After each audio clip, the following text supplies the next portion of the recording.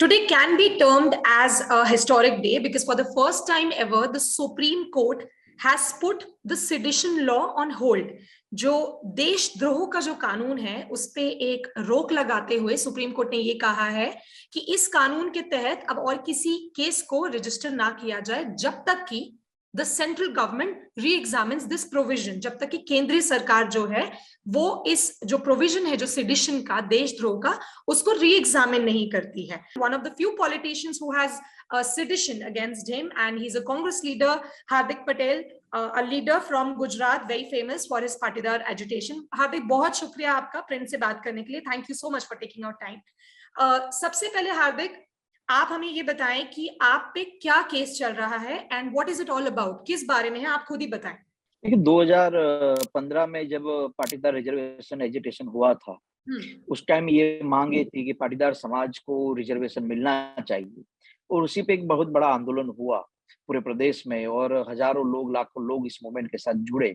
उसके बाद स्वाभाविक है कि जब कोई आंदोलन होता है तो उस आंदोलन को कहीं ना कहीं कमजोर करने के लिए, उस आंदोलन को तोड़ने के लिए कोई भी सरकार होती है, वो आंदोलन के जो लीडर होते हैं उस पर विविध धाराएं पर केस दर्ज करती है. तो इस पर गुजरात में बहुत सालों के बाद पाटीदार रिजर्वेशन जो एजिटेशन था उस पे हम लोगों पर, जैसे कि हम 6-7 लोग थे, उस पर राजद्रोह का मुकदमा लगाया गया था. और गजब की बात यह है कि हिंदुस्तान में एक संविधान है, हिंदुस्तान में गुजरात एक स्टेट है और एक ही स्टेट में 2 राजद्रोह के मुकदमे हम पर लगे थे, एक सूरत में और अहमदाबाद में. उसके बाद मैं 9 महीने में जेल में रहा और कई सारे मुकदमे भी लगे.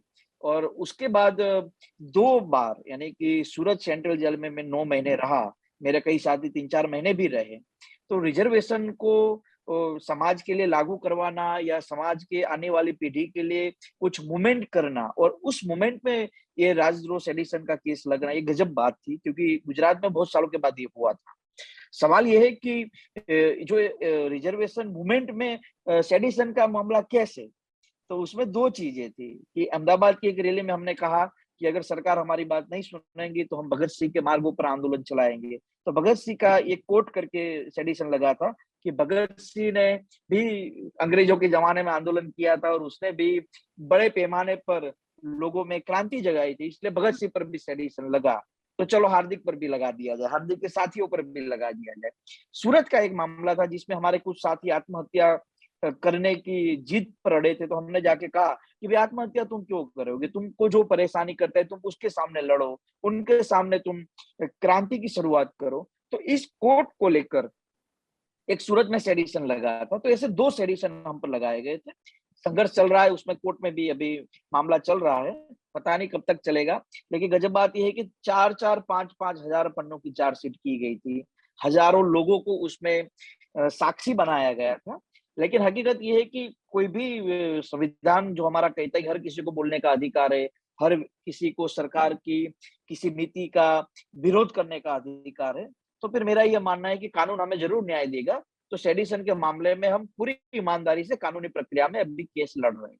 तो आपके खिलाफ 2 सेडिशन के केसेस अभी भी चल रहे हैं गुजरात? हाँ, अभी भी चल रहा है. यस. आप एक ऐसे पॉलिटिशियन भी हैं जो जिन पे खुद पे भी सेडिशन का चार्ज है. तो as a politician also, as someone who will understand this, you know that how does it feel to have a sedition charge against him, how do you see this coming for the first time ever from the Supreme Court? आपको क्या लगता है इसमें कुछ fruitful होगा? केंद्रीय सरकार से क्या उम्मीद देखिए है? दो चीजें जिसको समझने की हम सबको जरूरत थी. तो सेडिशन क्यों लाया गया था? ये ब्रिटिश शासन जब था तब हमारे क्रांतिकारियों को या हमारे महान स्वतंत्र सेनानियों को दबाने के लिए इस सेडिशन का मामला लाया गया था, जिसमें चाहे वो महात्मा गांधी जी हो, लोकमान्य तिलक जी हो, बहुत सारे ऐसे लोग थे जिस पर सेडिशन के मामले लगाए गए थे. सेडिशन जिसने लागू किया है ना, जिसने सेडिशन की धाराएं ढूंढी थी और लागू की थी, आज उन्हीं के देश में सेडिशन नहीं और हमारे भारत में सेडिशन है. कहने की गजब बात यह है कि सेडिशन में मेरा ये मानना है राजद्रोह के मामले में कि चलिए, अगर कोई नौजवान या कोई भी समाज का व्यक्ति या कोई भी राजनेता अगर किसी के अधिकार के लिए अगर बोलता है, अगर किसी के लिए लड़ता है, अगर किसी के लिए आंदोलन करता है, या फिर कोई पत्रकार, क्योंकि काफी पत्रकारों पर भी सेडिशन के मामले लगे, या फिर कोई पत्रकार, अगर कोई भी व्यक्ति संविधान की मर्यादाओं में रहकर जो उसको कानून के तहत जो छूट मिली है उस पर अगर कोई किसी सरकार का विरोध करेगा, कोई एजिटेशन करेगा, कुछ बोलेगा, तो मेरा ये मानना है कि उसको सेडिशन नहीं लगाना चाहिए। लेकिन मैं इस बात के पक्ष भर में भी हूँ कि अगर कोई आतंकवादी है, अगर कोई नक्सलवादी है जो इस देश को तोड़ने की कोशिश करता है या किसी पुलिस या आर्मी के खिलाफ लड़ाई लड़ता है, तो ऐसे लोगों पर भी ये काम होना भी चाहिए। लेकिन पिछले 3-4-5 सालों के भीतर जो सेडिशन लगे वो कैसे लगे, तो उसकी हम शुरुआत करें तो गुजरात से करते हैं। तो कि भाई आपने एजिटेशन किया क्यों, तो कि रिजर्वेशन को मांग को लेकर, तो कि चलो आप पर सेडिशन लगा दिया गया। राजस्थान में गुर्जर आंदोलन हुआ, तब भी कई सारे लोगों पर सेडिशन के चार्ज लगे हुए थे। कई सारे ऐसा पत्रकार है, गुजरात में भी एक ऐसा पत्रकार था जिसने वेब चैनल, वेब न्यूज के माध्यम से कोई न्यूज छाप दिया, तो उस पर भी आपने सेडिशन लगा दिया। दिल्ली में बहुत सारे ऐसे पत्रकार हैं जिसको हम ये कह सकते हैं कि जो लगातार सरकार की कुछ नीतियों का वो विरोध करते रहते हैं, तो उन पर भी कई सारे सेडिशन लगे हैं। मेरे कई दोस्त भी ऐसे हैं जिस पर सेडिशन लगे हुए। तो कहने की बात यह है कि सेडिशन किस धारा पे आप लगा रहे हैं, किस मुहिम पर आप लगा रहे हैं, तो इसीलिए क्योंकि आपके सामने लड़ रहा है।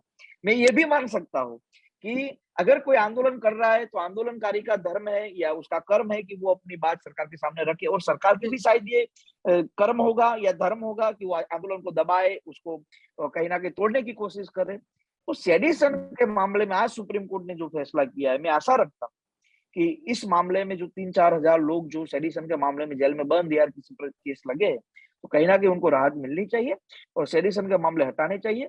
कोई भी सरकार क्यों ना हो, आज जो सरकार या कोई फ्यूचर में रहने वाली हो या पहले रही हुई हो, सेडिशन के नाम पर, देश के नाम पर आप किसी पर केस लगाकर उसको दबा तो नहीं सकते। ये गलती पहले की सरकारों ने की है, जो आज की सरकार अगर करेगी तो समय आने पर भुगतना तो पड़ेगा। करेक्ट है। तो आपको कहीं ना कहीं लग रहा है कि ये जो सरकार है वो इसको यूज कर रही है, मिसयूज कर रही है इनफैक्ट इस सेडिशन लॉ को? देखिए, कहीं ना कहीं जो पिछले 5 साल के भीतर, मैं सिर्फ गुजरात की बात नहीं करता, अन्य कुछ किसी और पार्टी की सरकार है वहां पर भी ये मामले हुए हैं। अभी कुछ समय पहले महाराष्ट्र में हुआ है, इससे पहले कुछ जगह पर हुआ है। मैं ज्यादातर खुल के उस मामले में नहीं बोल, लेकिन कहने की बात है सरकार जो भी है वही ना कहीं सरकार ये काम करती है। तो मेरा ये मानना है कि देखिए, देश में, भारत में रहने वाला कोई व्यक्ति अगर भारत में रहकर किसी भी सरकार की आलोचना करता है तो राजद्रोह तो नहीं लगना चाहिए, ये हकीकत है। हाँ, अगर आप आतंकवादी पर लगा रहे हैं तो कई धाराएं हैं जिस पर उसने इस देश को तोड़ने के लिए, देश के लोगों को मारने के लिए, बम विस्फोट के जरिए देश में अराजकता फैलाने का प्रयास किया है। तो कई सारी धाराएं जिस पर आप फांसी की सजा दे सकते, चाहे वो आपने कसाब को दी है, अफजल गुरु को दी है। तो मेरा ये मानना है कि चाहे वो हार्दिक पटेल इस देश में आने वाली पीढ़ी के लिए, समाज के अधिकारों के लिए अगर एजुकेशन करता है, चाहे वो किसानों का मामला हो, चाहे रोजगारी का मामला हो, तो सेडिशन का यूज तो नहीं होना चाहिए ना। ये तो कहीं ना कहीं आंदोलन को दबाने के लिए, आंदोलन को तोड़ने की, ये कहीं ना कहीं सरकार की साजिश से कही जा सकती है। इसको कहीं ना कहीं देश बचाने की बात नहीं हो सकती। और दो चीजें आपको ये समझनी होगी कि कई सारे आंदोलन ऐसे हुए हैं जिसमें तिरंगा लेकर नौजवान खड़े रहे, जिसको देश के प्रति बहुत प्यार भी है, जो भारत माता की जय के नारे भी लगा रहे, जो वंदे मातरम के भी नारे लगा रहे, जो जय जवान जय किसान के भी नारे लगा रहे, लेकिन वो कहते हैं कि हम सरकार के कोई जन्मजात विरोधी नहीं है या हमारी मांग कोई जन्मजात नहीं है। आज की परिस्थिति में अगर कोई ऐसी स्थिति पैदा हुई है, इसीलिए हम रोड पर निकले हैं, और जब हम रोड पर एक आंदोलनकारी की भूमिका में निकलते हैं तो सरकार को वो बात सुननी चाहिए। तो आप बोल रहे हैं कि लॉ को, प्रोविजन को कंप्लीटली नहीं हटाना चाहिए, पर एक कोई सिस्टम आ जाना चाहिए इन प्लेस, एक अच्छे से डिसाइड होना चाहिए कि किस पे लगे। कि आपको लगता है कि completely we should do away, we should just उसके अंदर चीजें हो सकती है, किस मामले में, किस परिस्थितियों में, दो चीज हो सकती है। देखिए, दो चीज है, अगर कोई आंदोलन कर रहा है तो उस पर भी आप लगा सकते हैं मन चाहे, और कोई आतंकवादी हमला करे उस पर भी लगा रहे हैं। तो जो बेचारा समाज हितों के लिए आंदोलन कर रहा है तो उसको तो आपने आतंकवादी के बराबर खड़ा कर दिया। आज हम गुजरात के अंदर हजारों लोग हमें पसंद करते हैं, लाखों लोग हम लोगों को सुनने आते हैं, लेकिन आज हम पर सेडिशन की धाराएं लगा दी गई है, तो क्या हम आतंकवादी है? तो कई बार क्या होता है, हमारा कानून क्या कहता है कि किसी सच्चे व्यक्ति को सजा तो नहीं होनी चाहिए। अगर 100 लोग गुनहगार भी छूट जाए, लेकिन किसी सच्चे व्यक्ति को आज हम लोग प्रूव कर रहे हैं। ये तो कैसी बात हो गई, आपको गजब स्टोरी सुनाते 2 मिनट की है कि किसी पुलिस अधिकारी ने अपने पुलिस वालों को बोल दिया कि जाओ जंगल में जाकर आप हाथी को ढूंढ के ले आओ। पुलिस वाले जंगल में गए, हाथी कहीं मिला नहीं, पुलिस वाले डर गए कि यार हमें कमिश्नर साहब सस्पेंड कर देंगे। तो लोगों ने भैंस उठा ली। भैंस बोली मुझे क्यों लेके जा रहे हो? बोली यार हमने, कमिश्नर साहब ने बोला है हाथी को उठा के लाना है। तो भैंस बोल रही है कि यार मैं तो हाथी थोड़ी ना, मैं भैंस हूं। तो बोले वो कोर्ट में जाके साबित कर देना कि तो हाथी या भैंस है। तो आप किसी पर भी सेडिशन की धारा लगा दोगे, फिर हम लोगों को साबित करनी है ना, उसमें कितने साल चले जाएंगे कि यार हम निर्दोष है या नहीं। मैंने कई ऐसी चीजें देखी है जिसमें 10-10 साल लोग जेल में रहते हो, फिर बेचारे निर्दोष छूटते हैं। तो उसके 10 साल के जीवन का क्या। बिल्कुल सही बात है। अच्छा, अब एक जनरल परसेप्शन है, एक कुछ लोग बोलते हैं ना, टू मच डेमोक्रेसी है, too much right to protest है हमारी कंट्री में। ऐसे तो आप सरकार की निंदा करते रहेंगे, अपनी सरकार को बुरे लाइट में दिखाएंगे। देखिए, बढ़िया चीज ये है, हमारे देश में बुद्धिजीवी वर्ग बहुत है जो अपनी अपनी बातें लोगों के बीच में फैलाने में माहिर है। देखिए, हमारा देश इतना कमजोर थोड़ी है ना कि किसी के कहने पर टूट जाएगा। हमारा देश बहुत पावरफुल है। हमारा देश में जो 125-30 करोड़ लोग जो रहते हैं, वो देश के प्रति अपना मोहब्बत रखते हैं, प्यार रखते हैं, कोई देश को तोड़ना नहीं चाहता। हाँ, उसमें से कुछ लोग होंगे जो देश के खिलाफ काम करते हैं, जो देश को तोड़ने का काम करते हैं। ऐसे लोगों को तो सख्त सजा मिलनी चाहिए। इसमें मैं भी कह रहा हूँ, और जो राष्ट्र प्रेमी व्यक्ति जो अपने आप को कहता है, वो भी कहता है कि ऐसे लोगों पर कार्यवाही होनी चाहिए। लेकिन आपने बहुत अच्छी बात की कि कुछ लोग कहते हैं कि हमारे देश के अंदर आप जब मर्जी चाहो तब सरकार की आलोचना कर सकते हो, और ऐसे लोगों के खिलाफ तो कार्यवाही होती है। अरे नहीं, हमारा देश का संविधान तो इसीलिए तो फेमस है पूरे वर्ल्ड के अंदर। हमारे देश का जो गीता हो या रामायण हो, उससे भी हम महत्व कई बार संविधान के रूप में संविधान ग्रंथ को क्यों देते हैं? क्योंकि वो हमें अधिकार देता है कि हम सरकार की निंदा करें।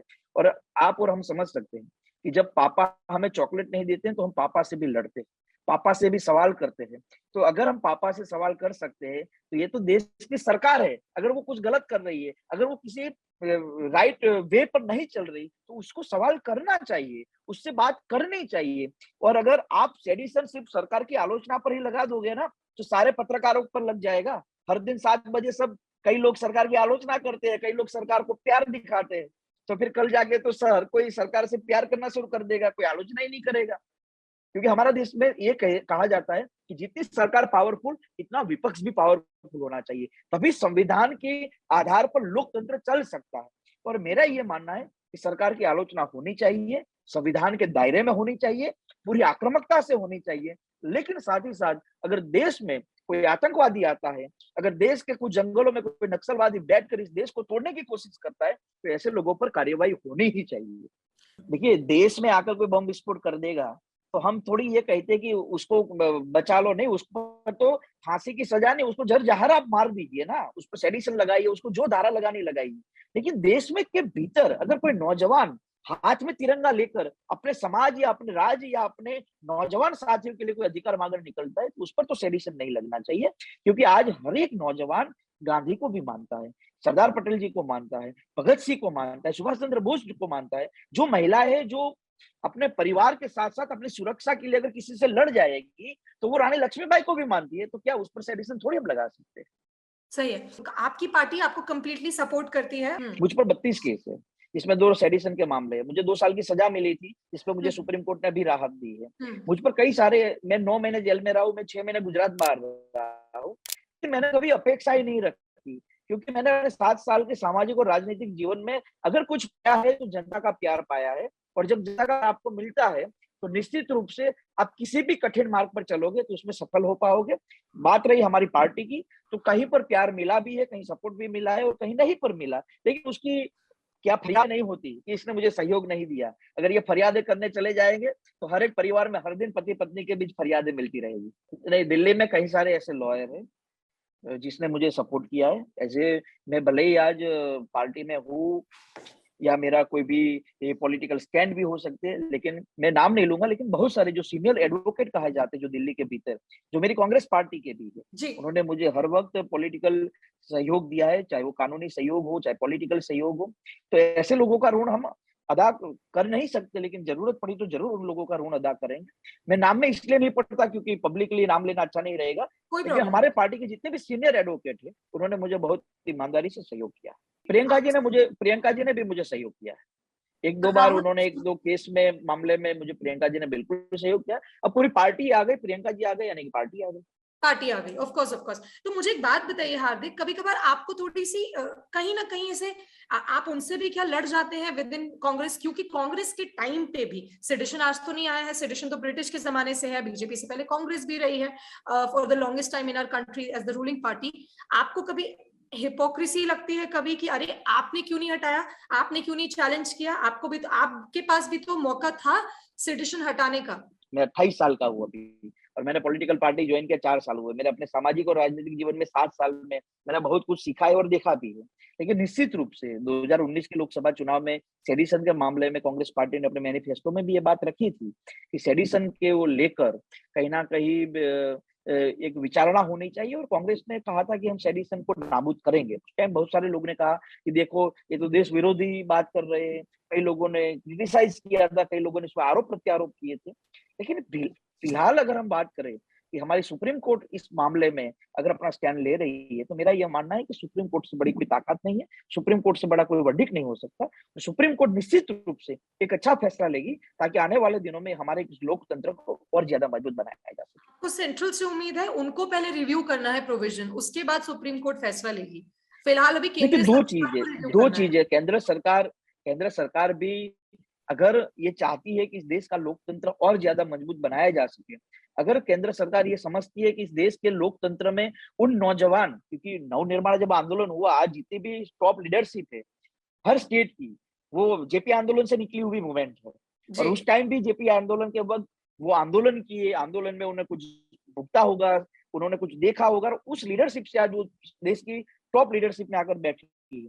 तो वो समझ सकते हैं कि देश के भीतर ऐसा कानून नहीं होना चाहिए कि उस आधार पर हम किसी एजिटेशन को खत्म कर सके। तो मुझे भरोसा है कि सेंट्रल लीडरशिप इस मामले में, या सेंट्रल की गवर्नमेंट इस मामले में कुछ अच्छा करेगी, ताकि इस देश का लोकतंत्र और देश का नौजवान एजुकेशन के माध्यम से आगे बढ़ सके, उस पर काम हो पाएगा। आपसे बिल्कुल ना पॉलिटिकली करेक्ट आंसर्स की उम्मीद नहीं होती है, क्योंकि आप इतना वोकल है, इतना फियर्स हैं। आज आप काफी पॉलिटिकली करेक्ट आंसर्स दे रहे हैं। देखिए, मैं सरकार का विरोधी कितना भी हो सकता हूँ, मैं सरकार की आलोचना कितनी भी ताकत से कर सकता हूँ, लेकिन फिर भी वो सरकार है, उम्मीद तो उसी से रखी जा सकती है ना। बिल्कुल सरकार वही है, देश के प्रधानमंत्री है, देश की मंत्रीगण है, सांसद है। उम्मीद, क्योंकि पार्लियामेंट से जो भी होना है तो वो पार्लियामेंट से कानून बनना है, पार्लियामेंट से कुछ फैसले होने हैं, तो उम्मीद तो उनसे रखनी ही पड़ेगी। हाँ, हालांकि वो उम्मीद पर हम खरे न भी उतरे, लेकिन उम्मीद तो उनसे ही रख सकते हैं। तो आजकल हमारे देश में कई सारी ऐसी धाराएं हैं जिस पर, जैसे कोई पिज्जा हमने मंगवा लिया हो ना,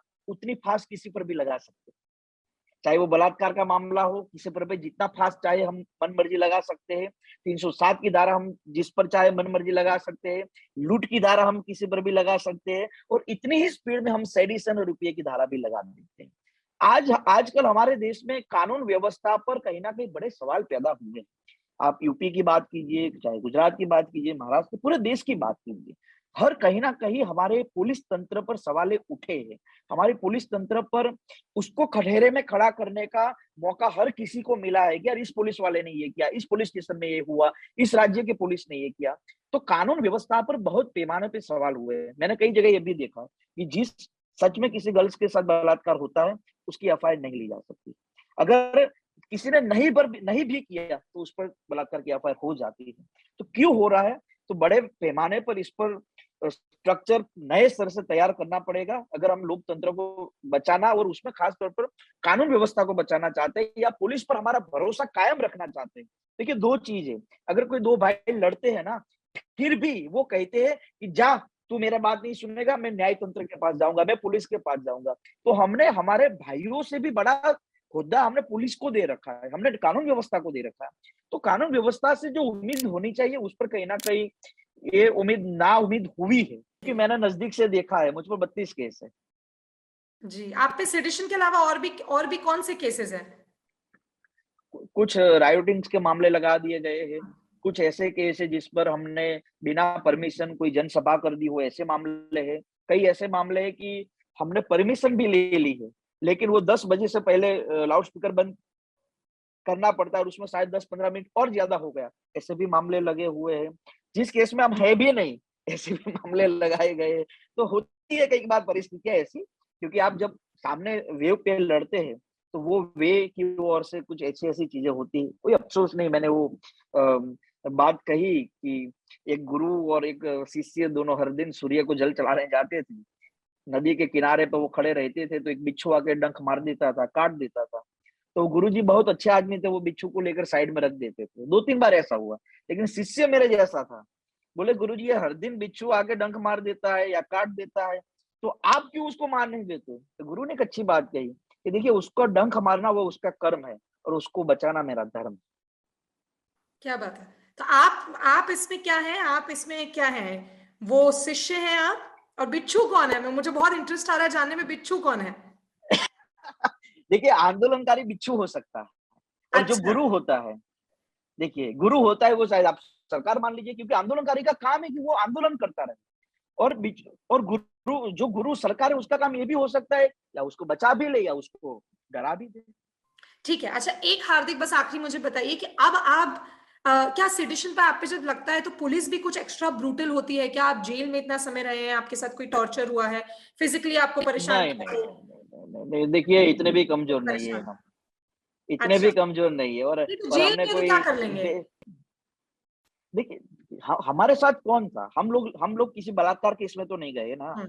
हमने किसी की हत्या तो नहीं की थी ना, हमने 10 लोगों को, हम 10 लोग लेकर आरबीआई तो हमने नहीं लूटा था ना, हमने देश के सामने कोई गृह युद्ध तो नहीं छेड़ा था ना। हमने क्या किया, हमने तो समाज के हितों की बात की थी। और देखिए सारा पुलिस तंत्र भी समझता है, सरकार भी जानती है कि यार इसकी लड़ाई सही है, देखिए क्या करे वो भी बेचारे, उनको भी अपनी चीजें बचानी होती है, या फिर किसी को प्रमोशन का मामला होता है, किसी को अच्छा दिखाने का प्रयास होता है, तो ऐसी चीजें होती रहती है। पर नथिंग आपके साथ ऐसे जेल के कोई, अंदर कोई ऐसा फिजिकल या मेंटल टॉर्चर नहीं हुआ है जो बहुत नथिंग, लोगों ने नो बोला नो है? नो नथिंग, सब बहुत अच्छा था नो जेल के नो। अंदर। अरे ये जेल देखिए, हम आंदोलनकारी के लिए जेल हॉस्टल थी, अच्छा। जिसमें आज आज हम जितना भी ज्ञान आपके सामने बका रहे हैं ना, वो जेल की देन है। जेल में 9 महीने क्या किया, बस बुकें पढ़ी है, भगत सिंह को पढ़ा है, सरदार पटेल जी को पढ़ा है, गांधी जी को पढ़ा है, कई सारे राजनेताओं को पढ़ा है, कई सारे लोगों को समझा है, तब जाके हम आज आपसे बात कर सकते हैं, हम आपसे बात कर सकते हैं। तो जेल हम जैसे आंदोलनकारियों के लिए एक महाविद्यालय है। हार्दिक, बस आपसे आखिरी सवाल ये लेना चाह रहे हैं अब हम, आगे क्या प्लान है? आगे आपको क्या लग रहा है कि ये सेडिशन केसेस भी, जहां तक as far as the sedition cases are concerned, आपको लग रहा है कि आप थोड़ा सा टोन डाउन करेंगे, कि आप जब भी जरूरत पड़े और प्रोटेस्ट करेंगे और पूरी मजबूती से प्रोटेस्ट करेंगे, इररिस्पेक्टिव ऑफ कि सेडिशन कोर्ट क्या फैसला लेता है सेडिशन पे?